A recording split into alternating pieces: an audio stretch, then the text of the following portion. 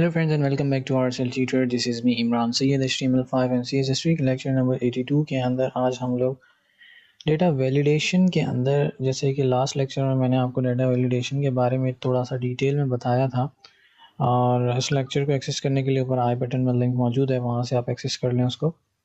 उसमें डिटेल में मैंने थोड़ा सा आपको बता दिया था कि कौन कौन से डेटा वैलिडेशन एट्रीब्यूट्स होते हैं जो कि यूज़ किए जाते हैं।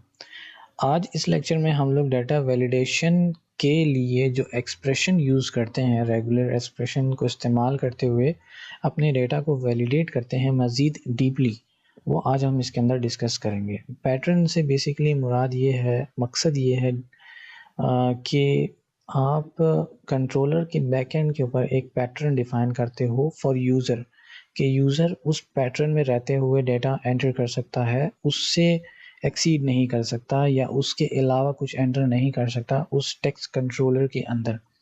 ये चीज़ याद रखिएगा कि जहाँ पर टेक्स्ट प्रोवाइड किया जाएगा कंट्रोलर के थ्रू, एक्सप्रेशन आप सिर्फ वहीं पर यूज़ कर सकते हैं। अब इसके लिए मैं आपको एट्रीब्यूट बता देता हूँ। आपके जो एक्सप्रेशन डिफ़ाइन होंगे उसके लिए दो तरह के एट्रीब्यूट्स होते हैं। टाइटल इज़ नॉट नेसेसरी, ये इम्पॉर्टेंट नहीं है कि आप ज़रूरी है कि आप ये डिफ़ाइन करें, लेकिन यूज़र को पता होना चाहिए कि बैकएंड के ऊपर या आपने उससे क्या चीज़ रिक्वायर्ड करी है कि वो एंटर करे उस टेक्स्ट बॉक्स के अंदर।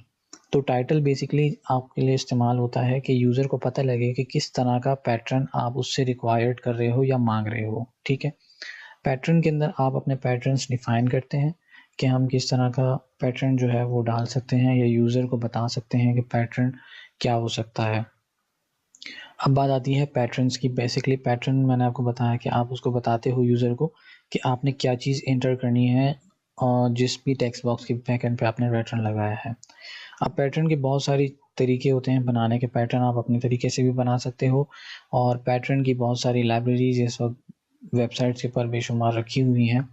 मैं भी इस पर एक आर्टिकल बना के जो है पब्लिश कर दूँगा readstudylearn.com के ऊपर कि HTML पैटर्न्स किस किस तरह के होते हैं और क्या-क्या टाइप्स हैं और किस तरह से आप उसको खुद से बना सकते हो।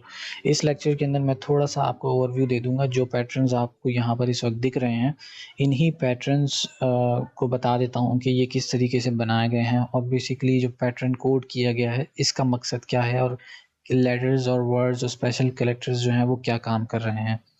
तो सबसे पहले ईज़िली एग्ज़ाम्पल मैं यहाँ ले लेता हूँ ज़िप कोड की। अच्छा, ज़िप कोड के अंदर आप यहाँ देख रहे होंगे कि दो तरह के पैटर्न्स हैं। ठीक है, अगर आपने सिर्फ़ और सिर्फ नंबर लेना है अपने पैटर्न के अंदर तो आपने बेसिकली करना क्या है, बैकवर्ड स्लैश उसके बाद आप डी लगाएंगे, स्मॉल का डिजिट के लिए इस्तेमाल होता है डी स्मॉल। उसके बाद आप पैरेंथेसिस ओपन करेंगे। ठीक है, यानी कि आपके जो कर्ली ब्रैकेट्स होते हैं आप वो ओपन करेंगे और उसके बाद आप अपने यहाँ पर नंबर ऑफ लेटर्स या वर्ड आप उसको न्यूमेरिक में ले लें कि आप चाहते हैं कि नंबर ऑफ वर्ड्स इतने हों। तो मैं यहाँ पे 5 लिखूँगा। जब मैं 5 लिखूँगा तो ज़ाहिर सी बात है अब आप सिर्फ़ और सिर्फ 5 नंबर्स के जो कैरेक्टर्स हैं वो एंटर कर सकते हैं और उसके बाद आप अपने कर्ली ब्रैकेट्स को बंद कर दें और आपका पैटर्न यहाँ पर इनफ ख़त्म हो गया।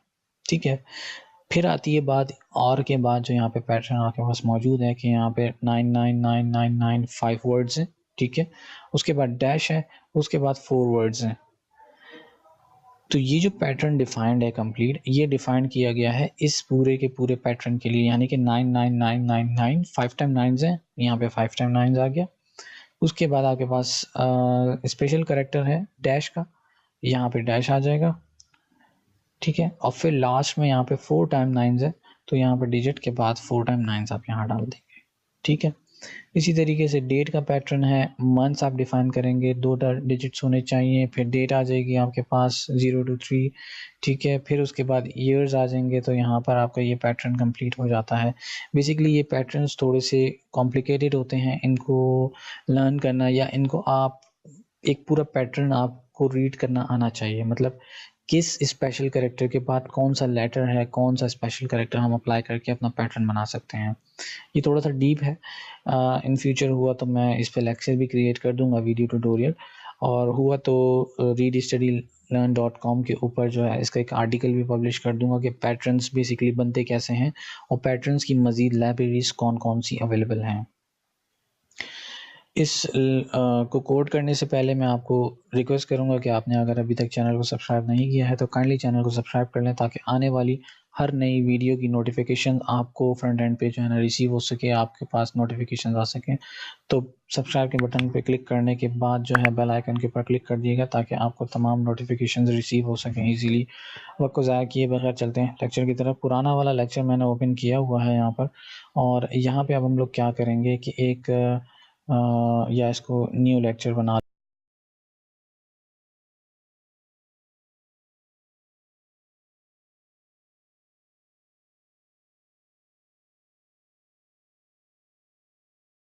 बॉडी के अंदर जाएंगे, यहाँ पे हम लोग करेंगे फॉर्म पहले बनाएंगे, मेथड पोस्ट आ जाएगा हमारे पास यहाँ पर, और इनपुट कैरेक्टर्स में हम डालेंगे इनपुट टाइप टेक्स्ट, और नेम डाल देंगे हम यहाँ पर जिप कोड, ठीक है।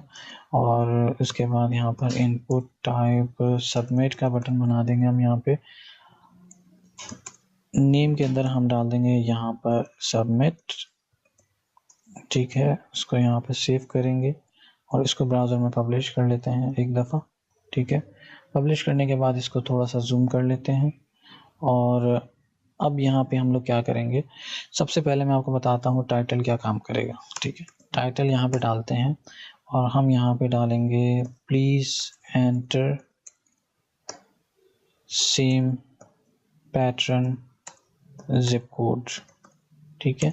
और पैटर्न क्या होगा, 9999 5 टाइम 9 डैश एंड 4 टाइम 9, ठीक है। मैं इसको सेव करूँगा और यहाँ पे जाके रिफ्रेश करेंगे। सबमिट करने पर ये सबमिट हो जाएगा, लेकिन हमें यहाँ पे क्या करना है, ज़रूरी हमें वैलिडेशंस अप्लाई करनी है, जो कि है हमारे पास रिक्वायर्ड की वैलिडेशंस। उसके बाद रिफ्रेश करेंगे, कंटिन्यू करेंगे और इसको दोबारा से सबमिट करेंगे। तो अब यहाँ पर हमारे पास please fill out this field, और जो हमने टाइटल लगाया है, अब वो टाइटल हमने यहाँ पे क्या रखा था कि please enter same pattern zip code 9999 5 time 9 और 4 टाइम 9। तो अब इसको ज़रा चेक कर लेते हैं, माउस को इस पे लेके आते हैं और यहाँ पे ये हमें डिस्प्ले कर रहा है please enter same pattern zip code 99999 dash के बाद 4 टाइम 9, ठीक है। उसके बाद हम आते हैं और यहाँ पर आप पैटर्न डालते हैं, PATTERN पैटर्न। पैटर्न के अंदर बैक स्लैश था, डी था, फिर करली ब्रैकेट ओपन किए थे, फिर हमने 5 डाला था, फिर करली ब्रैकेट ओपन किए थे, फिर हमने इस आपके पास सिंपल वाला ब्रैकेट जो है वो ओपन किया था, और सिंपल वाले ब्रैकेट के बाद फिर हमने स्क्वायर ब्रैकेट के अंदर फॉरवर्ड स्लैश, स्क्वायर ब्रैकेट के अंदर हम रखेंगे फॉरवर्ड स्लैश, डैश रखेंगे और फिर स्क्वायर को क्लोज करेंगे। फिर दोबारा से एक ये आ जाएगा हमारे पास बैकवर्ड स्लैश, फिर डी आएगा, फिर हम स्क्वायर ब्रैकेट खोलेंगे, फिर 4 लगाएंगे और फिर हम अपने पास 4 लगाएंगे।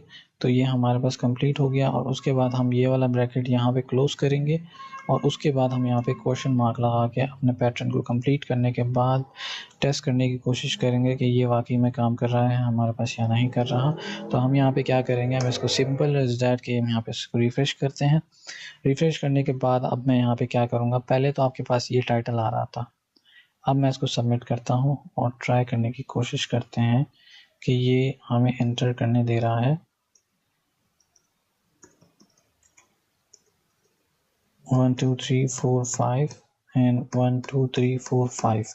सबमिट करने की कोशिश करते हैं, लेकिन ये क्या कह रहा है कि आपने please enter same pattern code. तो ये याद रखिएगा कि टाइटल को आपने ज़रूर लगाना है, तो यहाँ पे ये आपको एरर डिफाइन करेगा यूज़र को फ्रंट एंड पे। अब अगर मैं इसको 1 5 कम करके सबमिट करने की कोशिश करता हूँ तो ये सबमिट हो गया है, और अगर मैं गलत सबमिट करूँगा जैसे कि ये है तो ये एरर देगा, ठीक है। 1 2 3 4 5 4 5 के बाद मैं डैश डालता हूँ और 1 2 3 4 करने की सबमिट करने की कोशिश करूँगा तो ये नहीं कर रहा है। तो ये याद रखिएगा, जैसे मैंने आपको बताया कि ये जो डी है ये बेसिकली आपके पास न्यूमेरिक वैल्यूज़ के लिए इस्तेमाल किया जाएगा।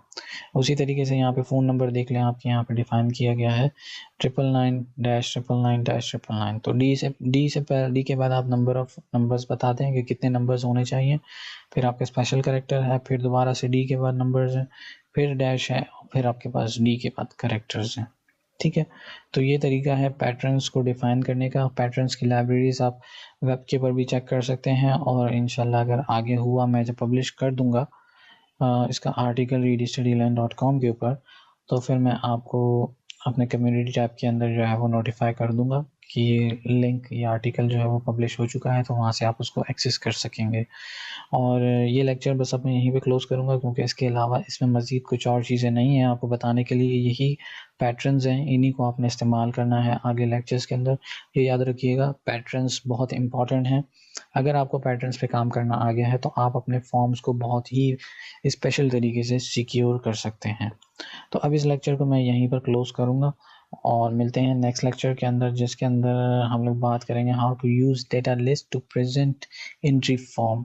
एंट्री फॉर्म की जो डेटा लिस्ट होती है वो किस तरीके से बनाई जाती है, ये मैं आपको नेक्स्ट लेक्चर में बताऊंगा। और इस लेक्चर को अब यहीं क्लोज करूंगा। अगर लेक्चर पसंद आया हो तो काइंडली लाइक करने के बाद अपने फ्रेंड्स के साथ शेयर करना मत भूलिएगा। मिलते हैं नेक्स्ट लेक्चर में, तब तक के लिए टेक केयर, अल्लाह हाफिज़।